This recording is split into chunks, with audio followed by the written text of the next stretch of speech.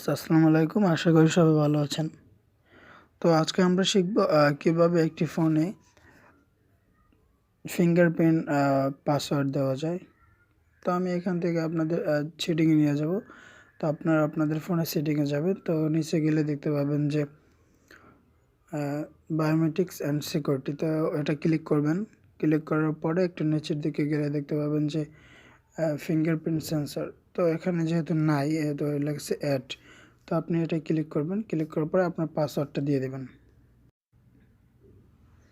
তো পাসওয়ার্ড দেওয়ার পরে দেখতে পাচ্ছেন এভাবে চলে আসবে। তো এখানে আপনার যেখানে ফোনের পাসওয়ার্ড যদি ডিসপ্লেতে হয় ডিসপ্লে দেবেন, বা সাইডে হলে সাইডে দেবেন, বা নিচে হলে নিচে দেবেন। এখন আমার যেহেতু স্যামসাং ফোন আমার এই সামনে, তো আমি এটা এভাবে ক্লিক করব।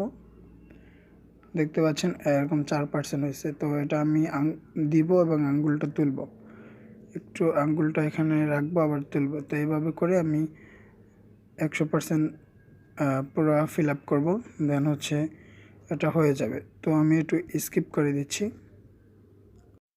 তারপর দেখবেন 70 কি 74% হওয়ার পরে এরকম চলে আসবে। দেন আপনি আবার কন্টিনিউ দিয়ে দিবেন। কন্টিনিউ দেওয়ার পর আবার এটা ক্লিক করবেন। আপনার আঙ্গুল এখানে ফিঙ্গারপ্রিন্টের জায়গায় শো করতে থাকবেন। 100% হয়ে গেছে।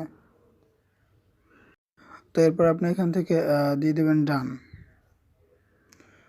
এরপর ডান দেওয়ার পরে এখন দেখতে পাচ্ছেন যেহেতু ফিঙ্গারপ্রিন্ট অলরেডি আপনার শো করা হয়ে গেছে, তো এখন এটা টার্ন অনও দিয়ে দিবেন, তাহলে কাজ করবে।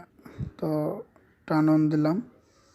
তো অলরেডি আমার ফিঙ্গারপ্রিন্ট অ্যাড করা হয়ে গেছে। তো এখন আমি এখান থেকে ব্যাগে চলে যাব। ব্যাগে চলে যাওয়ার পর এটা লক করে দেখাই, এটা খুলে গেছে।